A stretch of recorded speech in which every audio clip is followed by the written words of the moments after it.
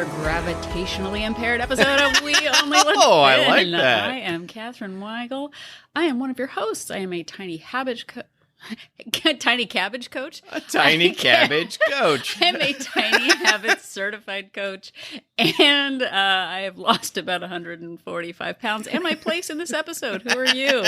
I am Donald Weigel, and I am not qualified to coach tiny cabbages, but I am here. I am here.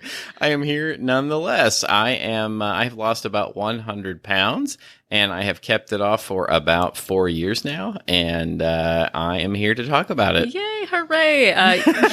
This didn't go very well, but there are many things that didn't go very well for many years. So that's actually that was a professional transition. See? Yeah, so, right there. I like the gravitationally impaired thing. That makes it sound all like science fiction. I know. Well, we have talked about this before, but we have gone to the Griffith Observatory.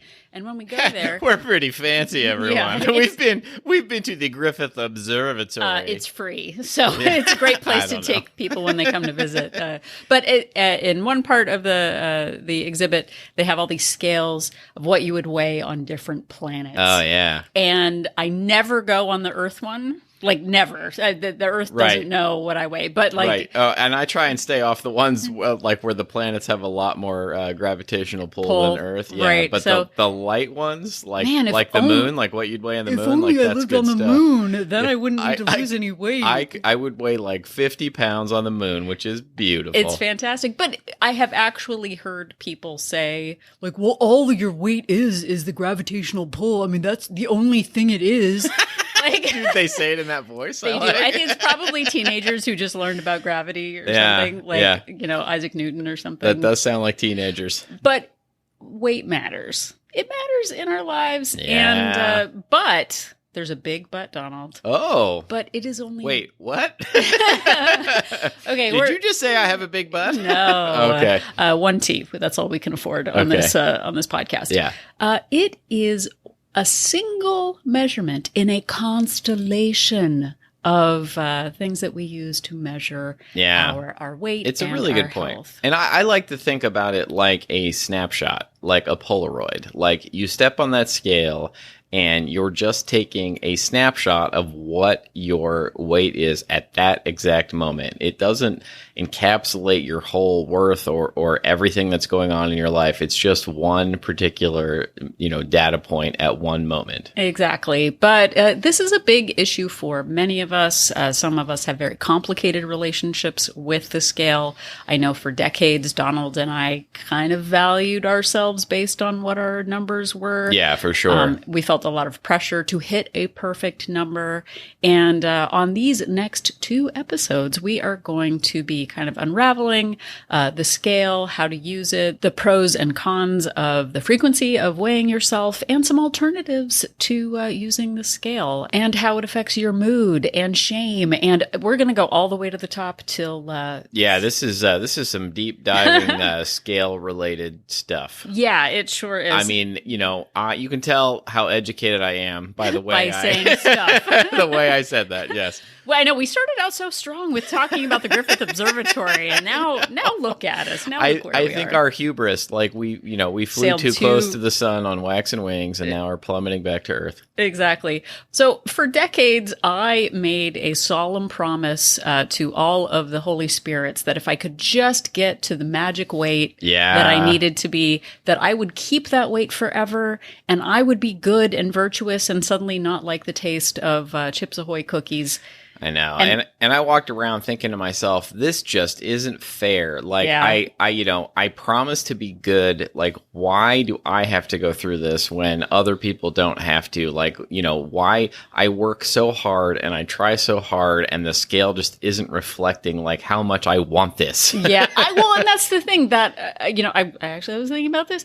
Your intention and your virtue does not really impact the number on the scale. Yeah, we did a whole episode, I believe, called The Weight Loss Fairy, about how, all of your wishes and hopes and dreams about what will happen on the scale and all of your notions about what's fair and not fair have nothing to do with what actually is going to happen. Like the scale doesn't care. Yeah, it's like the Terminator, like I said before. It doesn't care. It's just like, it just measures what you weigh, and that's it. There's no like emotion, there's no fairness involved in it. Right, but do you know what the scale actually weighs? No.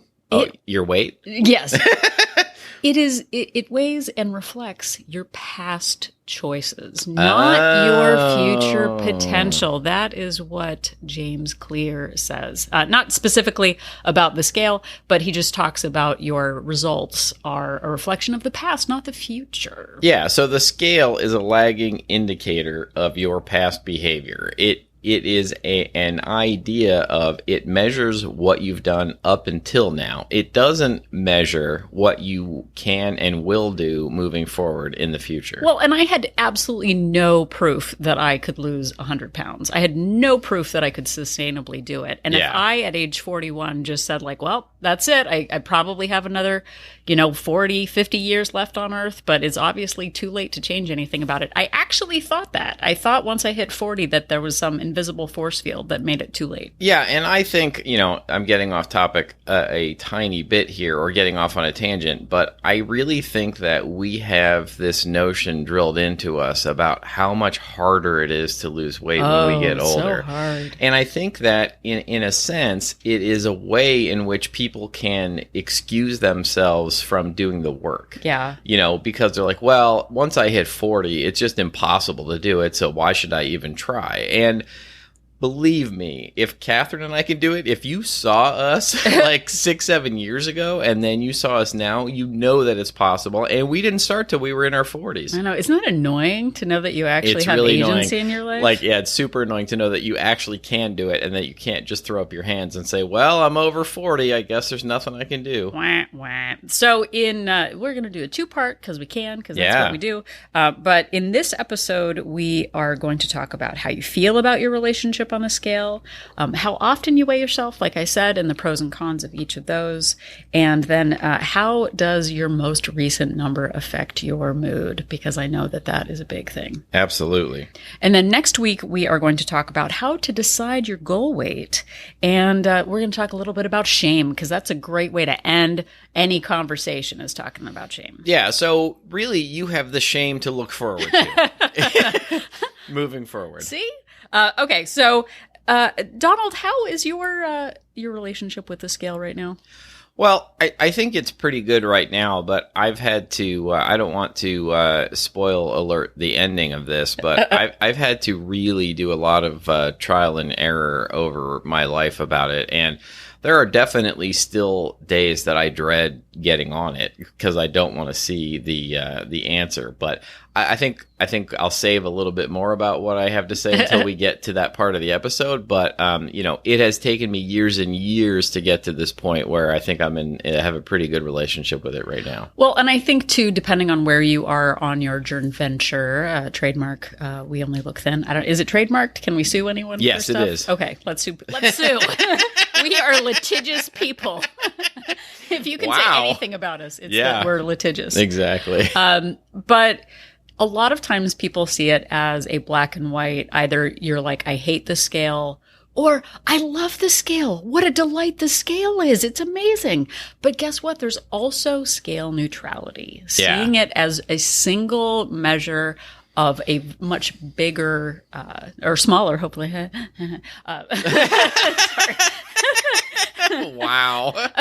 But it's a single measurement in a constellation, as I said before, of potential things that you can use. You're People done with me. People love the voices. You're done. People love the funny voices. You're done with me.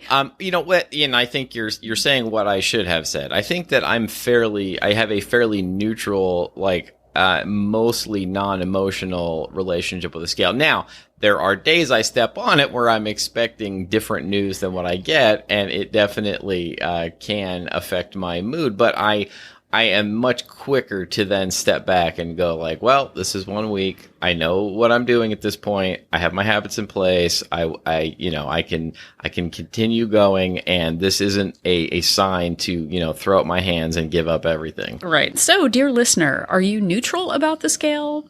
Are you in a good place with the scale right now? Is it really bad? Do you not even have a scale? Did you put it in the closet? Because I've definitely done that when I didn't want to deal with it. Is it complicated? If it is in your favor, you love it. But if it's against you, then you hate it. Because I think we all have gotten into that. But the goal, hopefully, in the end, and it's something that we're still striving for, like Donald said, is that neutrality of like, it's just data. And it helps me on my my journey venture. And your relationship with the scale might change day to day even. Like, you might step on and it might be unexpectedly good. And then that might make you happy. And you might step on and it's unexpectedly bad. And that might make you sad. And, you might be at a point where you're just heartbroken over the scale. And, like Catherine said earlier, like it's in a closet somewhere because you just can't face it. But here's the thing with that. And maybe I'm spoiling something in the future. I don't know. We'll just say it as many times as we need to. Is that a lot of people just see the scale as like, I'm thinking about losing weight. I want to lose weight. I really feel like this is my time. But unless you design habits and you design your eating plan and your movement plan, if you're not really focusing on that, then the number on the scale isn't going to do anything. Like wanting to lose weight isn't a plan to lose weight. Absolutely. So I think in the next portion of this, we're going to ask the question, how often do you weigh yourself? And how do you decide how often do you weigh yourself? Exactly. And some of the choices include weighing yourself weekly, weighing yourself daily, weighing yourself several times a day, weighing yourself once a month, not weighing yourself at all, or just, it's complicated. Yeah. I weigh myself here and there. But there are pros and cons to each of those. And knowing where you are right now, we can definitely become obsessive about the number on the scale, and it can impact us negatively. And maybe we should have started out with this instead of me making some clever joke that I probably made. It was very clever, though. Yeah, no, but a lot of people have a lot of deep shame around the scale or traumatic experiences around the scale. Yeah. I know I've heard there was a person in WOLT who had talked about being on a rowing team in college and that they had to have public weigh-ins for rowing. And so the number was like, and swim team people have like a certain weight to hit. And there's a lot of shame around that. You just brought back some like childhood memories. I had a friend who was on the wrestling team, and I remember him like the night before a weigh-in putting on like a really heavy duty like tracksuit. I don't think it was like a plastic suit, but putting on a heavy duty tracksuit and like running, trying to burn as much water weight as possible so that for like the weigh-in for the wrestling team, like the 70s and 80s were, I don't know, I hope they don't still do this in high school sports. It was a dark time. Well, but too, I mean, I used to go to Weight Watcher meetings, and the day before weigh-in, I would undereat dramatically to try to get the best number on the scale the next day, and then celebrate the day after with eating after I got on the scale. Yeah, so, celebrate your weigh-in with food. Yeah, that was us. Yeah. So again, there's pros and cons to each option that we have. So understanding where you fall in this, I think, is important to your journey. Absolutely. So I think we'll start by talking about weighing yourself once a week, which is actually what I do. Yeah. And so suggestions for this are: weigh yourself at the same time of day each day, wearing nothing or some very lightweight clothing each time. Place the scale in the same spot each time on a hard surface and not on a rug. Yeah, and this is sort of a two sides, actually, to two tips. Please don't weigh yourself 10 times, like in the morning, like, oh, well, what if I remove my earrings, and what if I like exhale? What if I stand on one foot and then do the hokey pokey? No, but really, there are people who are like, oh, I got 7 different, things and I weighed 7 times. What do I do? Just weigh once. This isn't about a single data point. It's about data over time. So trends matter more than the individual day. Yeah, and some of the pros of this are you have consistent data with 4 to 5 data points a month to help you see trends over time. Yeah. And maybe the cons of this, though, are weighing yourself weekly doesn't take into account the daily fluctuations we have: water retention, hormones, bowel movements, menstrual cycles, etc. You can't even say it, can you? I'm a grown-up who can say these things without making jokes. And, for me, I decided on weighing myself once a week because I found that if I tried to weigh myself daily or several times a day, I became a little too obsessive about it. And I would, maybe have good news in the morning, bad news in the afternoon. But it became this kind of thing. Like I do the same thing with my fantasy football scores during football season.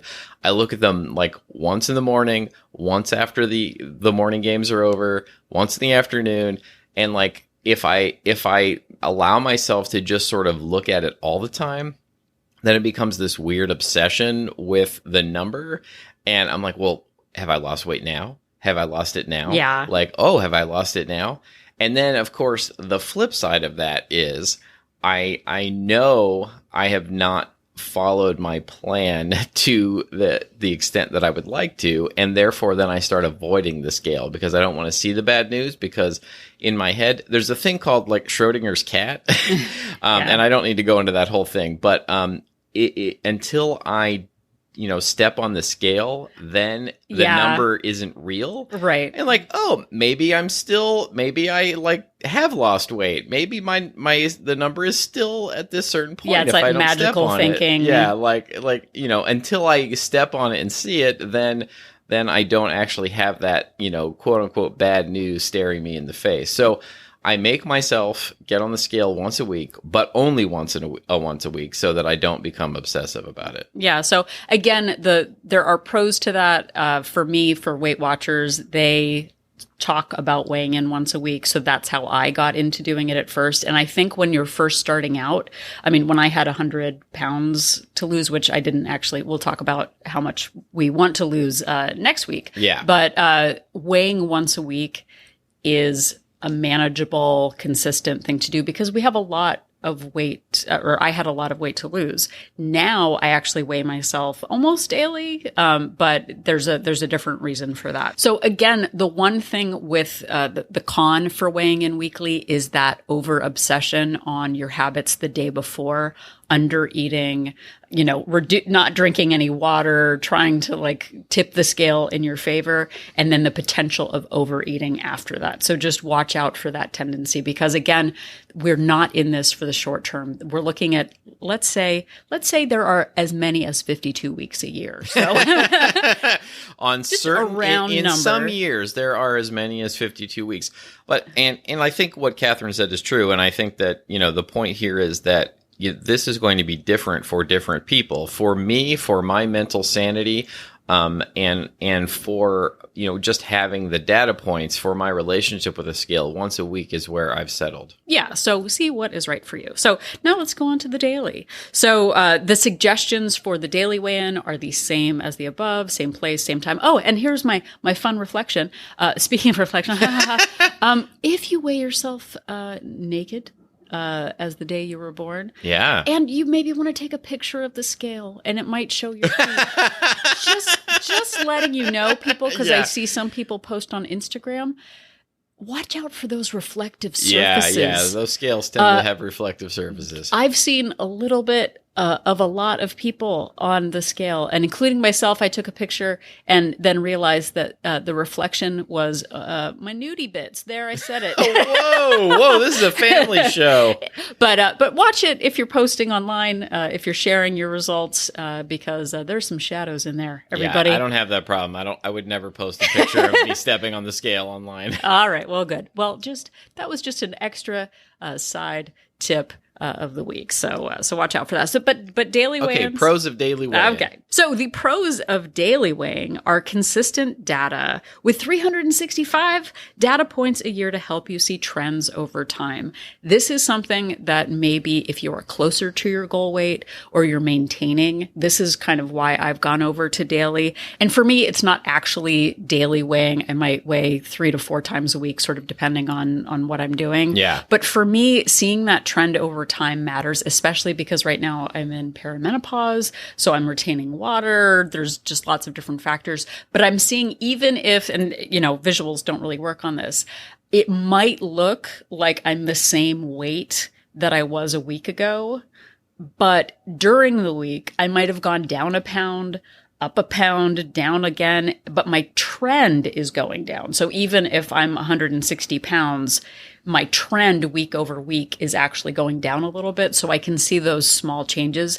I don't think that that is effective for someone who has a large amount of weight to lose. Yeah. But for me in maintenance, seeing that where the trend is going is good for me. Well, and I'm repeating myself, but I found that if I weighed myself, more than once a week, I became obsessive about it and like just couldn't stop weighing myself. And it wasn't great for my mental state. Right. So for the cons, if you over-identify your self-worth with the scale, it could lead to disordered eating choices and influence future outcomes. So if you get on the scale daily and you think you should be down, but you're up, maybe it will affect your food choices for the day, or maybe you'll give up and go, well, why should I even bother? Because the week is already blown. So really watch the language that you use around the relationship with the scale. If you're finding that it's damaging, maybe go back to that weekly option. And weighing yourself several times a day has very much, similar pros and cons. Like you might get a lower reading at different times a day, which might, make you happier, might boost your mood. But, the cons are, I think, personally, I think that the goal here is to develop that neutral, like I'm a robot collecting data when I step on the scale relationship. And all of those multiple times a day can really lead to up and down moods like throughout the day. Like, oh, hey, I just worked out. Let me step on the scale now. Wait, what? I'm actually up 1/10 of a pound? Like, this is terrible. That kind of, and then you become less motivated to do that workout maybe. Exactly. So I would really not suggest weighing more than once a day. I think it can become obsessive, and we discourage it here at We Only Look Thin. Yes, indeed. Okay, so there are pros and cons to weighing in once a month, Donald Weigel. Yes, indeed. Some of the pros of it are you would have 12 data points throughout the year without a hyperfixation on the scale as your main metric for success. So weighing yourself once a month, you sort of, you've got that once a month. You know that you can, 4 or 5 weeks from the time, you've got that amount of time with which to maintain your habits. And you have that one data point, and you're not completely avoiding the scale while not, making it your main focus. Right. And I think part of that too is if I know my habits are in place, my habits yield my results. My behaviors yield my results. So if I am focused on my daily deficit, my walking, yoga, whatever, if I know I'm doing all of those things, that will yield the number on the scale at the end of the month. So if you want to get away from hyperfixation on the scale, that once a month can be a good thing. But there are also negatives, Donald. Yeah, and one of the downsides of it is if your habits are inconsistent or if what you're doing just isn't working, you don't have any way to correct for an entire month. So you're going a month without any data. And for me, doing my once a week weigh-in, when I was actively losing weight, I would, if nothing came off the scale for 3 straight weeks, then I knew I had to change something. I had to either increase my exercise or usually, 90% of the time I decreased my calorie intake to get that scale moving again. Yeah. So, not having those frequent data points, you don't know for an entire month. And then you make a change and you don't know for another month after that, right. Well, whether it's actually doing anything. And going back to our loophole episode, that fake self-actualization of I don't need the scale, but I don't actually have habits in place, and oh no, now I'm up. See, it's not fair. So just watch out for the why behind the monthly weigh-in. Yeah, absolutely. So the next option is not weighing yourself at all, which is actually fine. If you are not comfortable with the scale, if you don't have a scale, if it brings up bad memories, then you don't need to use the scale. But there are lots of other things that we can do other than using a scale. How many times can I say scale? We will count them and put them in the show notes. But there are things you can celebrate your non-scale victories. You can celebrate, how much more energy you have. You can celebrate how your clothes are fitting. You can, celebrate your habits, that you're doing and keeping in place without actually paying attention to that number on the scale. And that can really be freeing for a lot of people.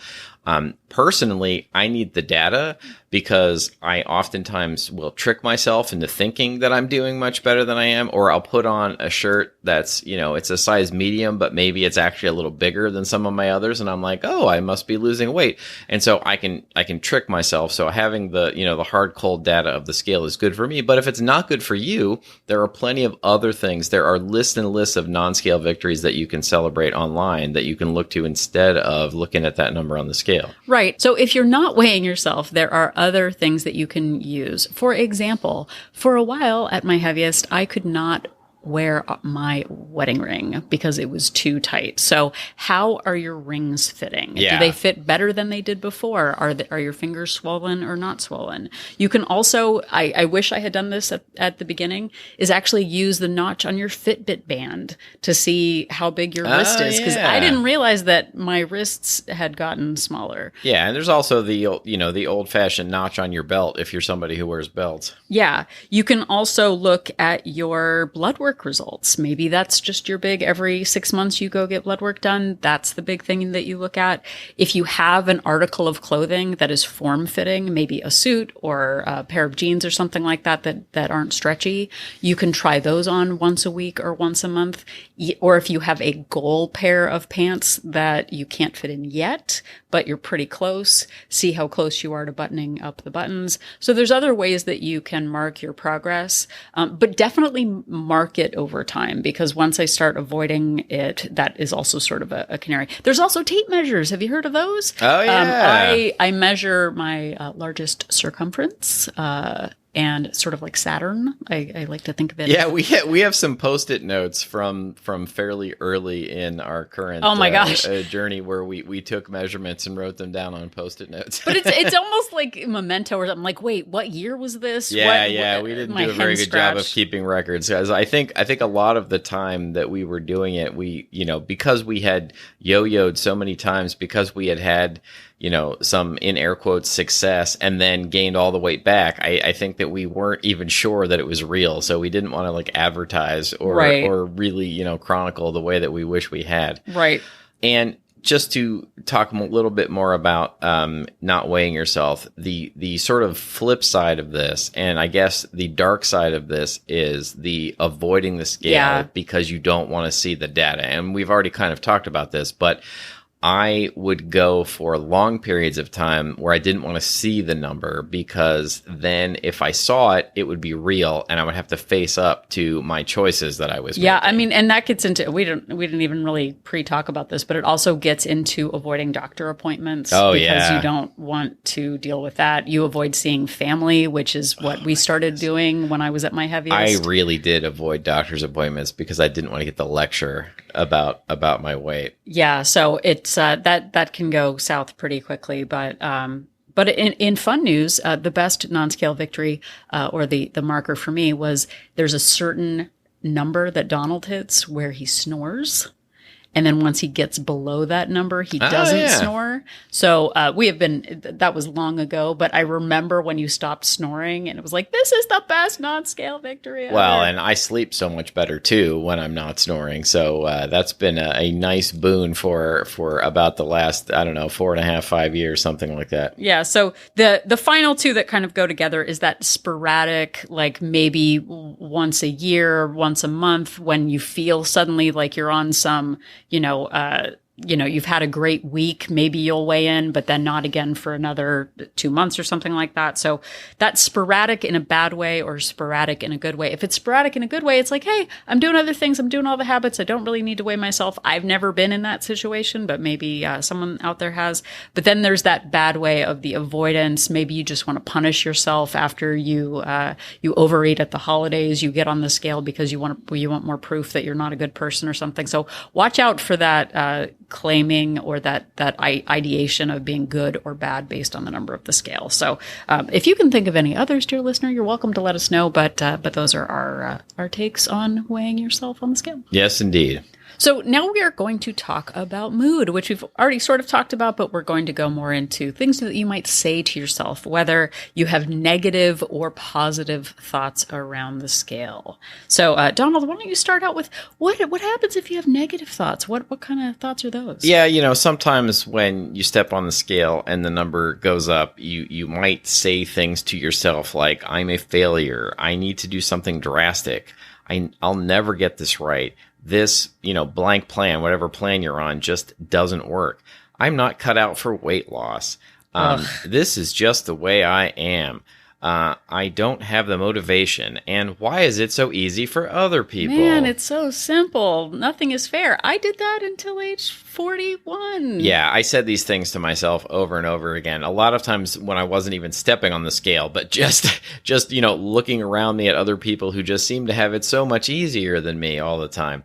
And, I think that developing this, neutral attitude towards the scale and developing a growth mindset and a positive outlook. I mean, a lot of people roll their eyes and think you're just being a Pollyanna, but it really is one of the keys to doing this. Like when you tell yourself all these negative thoughts, like, if you say to yourself you're a failure, a part of you believes that. And a part of you believes that you're not going to be able to ever do this. So you have to tell yourself that you can. And trust me, like if Catherine and I can, you can too. Like we were a disaster. Yeah. Thanks, I appreciate it. No, but I mean, really, like I can't even imagine. Like we were so terrible when it came to weight loss and fitness. Just doing nothing but sitting on the couch and ordering takeout and blaming watching everybody the but pounds ourselves. Go on and on and on, and and then saying like, oh, it must be my metabolism. And we weren't actually doing anything. We were just lying to ourselves about it. But conversely, if you feel like you did have a good week, and this is something we'll talk about next week too, is that you feel like you did all the right things, you ate at a deficit, you drank the water, you did the things, and then you get on the scale and it's up. I was so good this week. I should have lost weight. I'm quitting, which is what I did for 20 years of that. The number was up over 1 week. and over and and over then again. That's it. This is broken. Something's wrong. I'm not going to do it. This isn't fair. I give up. That's what I did. But guess what? James Clear, again, we talked about James Clear, talks about the valley of disappointment. Yeah. That time when you feel like you should be making progress in a linear, super swift way. But guess what? There are ups and downs on this. We're going to talk about that next week. But just imagine you're in the valley of disappointment, which is actually kind of where we live in near Burbank is sort of where that is, like the San Fernando Valley. Sorry. Exactly. That was like a very bad, I take it back. That was a very bad, local to Los Angeles joke. But guess what? So we're looking at data over time. I gained weight 20 times while losing 100 pounds, and fluctuations are natural. You can have water retention, your menstrual cycle, your bowel movements there. I can say it as easily as you, Donald. Yeah, you're the real grown up here. Fun. But water retention, muscle gain, carbs, salt, whatever. There are lots of different factors in it. So please look at the data over time, not just the single data point. Yeah, we imagine we want a graph that shows a straight line of progress where we do the habits and then there's this, clear and straight path, but it doesn't work like that. And, we think we've had a week of super hard work and then we don't see the results on the scale. It really can lead to all of these negative things. But I'm telling you, over the last 6 years, I've stepped on this scale many, many times, and I saw a number that I was not expecting because, I would be like rock solid on the plan and have a great, great week, and it just wouldn't reflect on the scale. But then maybe the following week, that's when it would show up.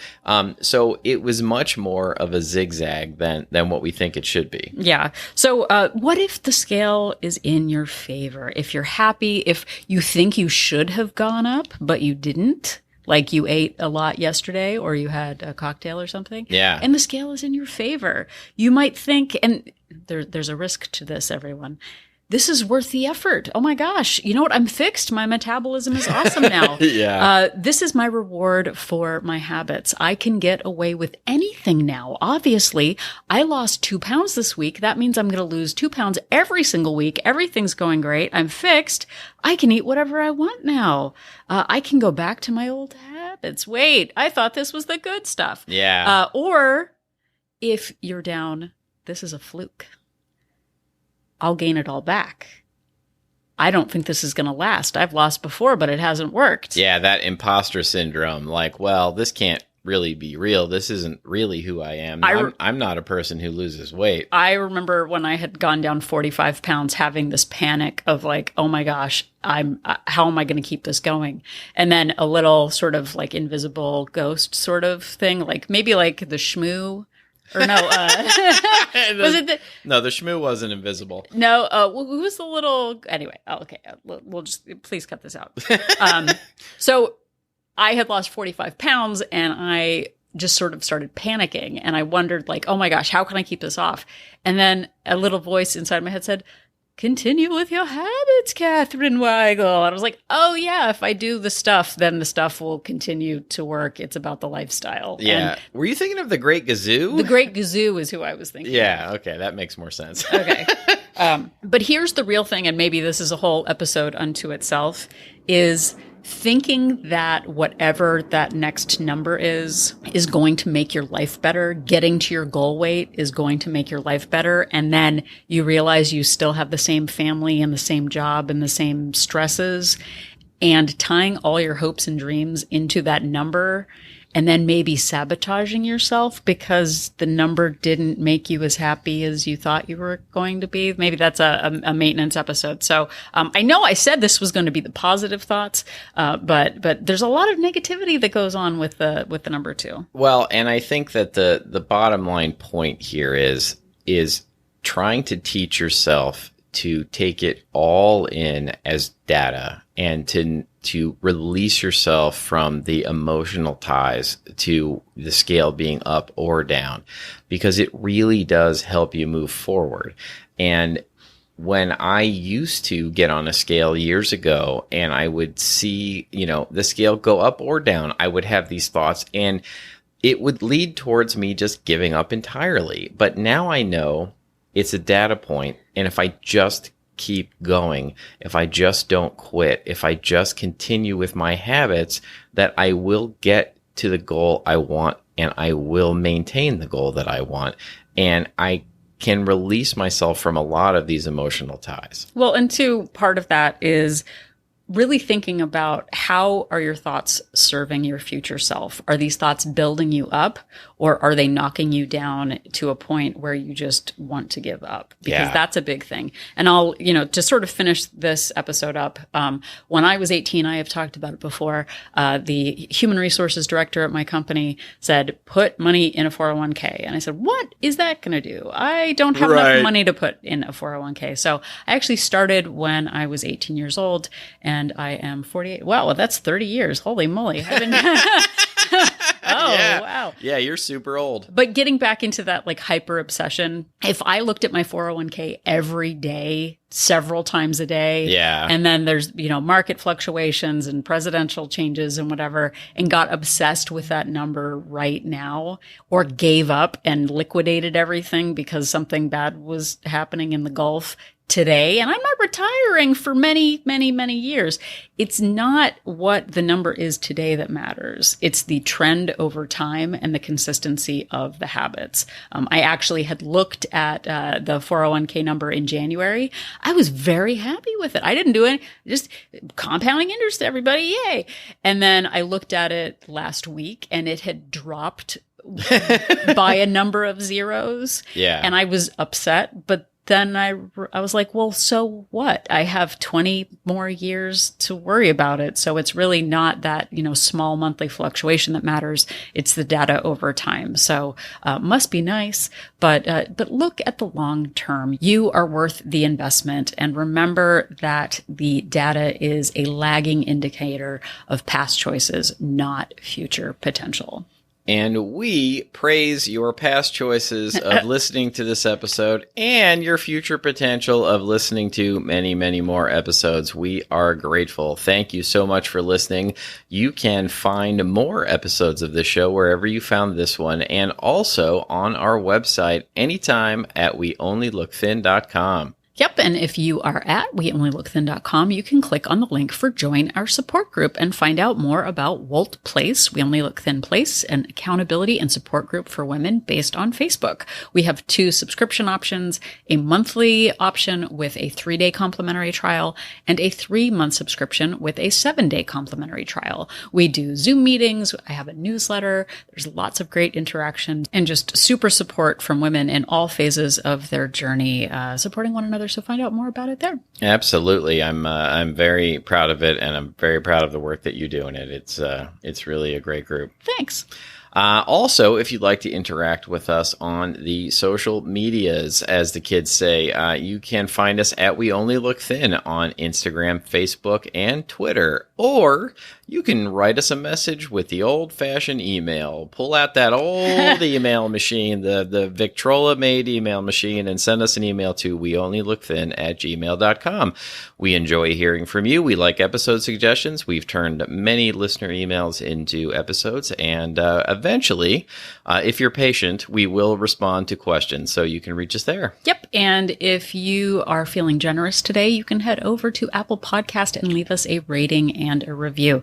Not only does it make us happy knowing that we are influencing your life, but it also helps boost our ratings and helps Apple and their algorithms direct our podcast to other listeners who are looking for inspiration, Asian. It sure does. And lastly, if you could tell somebody about the show, that also helps us out. You telling others how much you enjoy our show is one of the best and most effective ways that we gain listeners, and we are grateful. But it really is true. We get people saying, oh, someone was talking about you on another group, the best weight loss podcasts, and we found out about you. And so we really appreciate that word of mouth. It really does matter. We sure do. So if you're thinking about liquidating your 401k to take a shuttle to the moon to weigh yourself, just remember that Donald and I are an inspiration. Asian.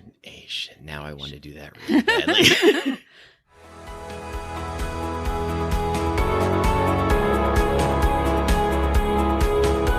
The information that you hear on this podcast is for informational purposes only. The hosts are not medical professionals. You should always consult with your doctor, nurse, or other certified health professional before beginning any diet or fitness program.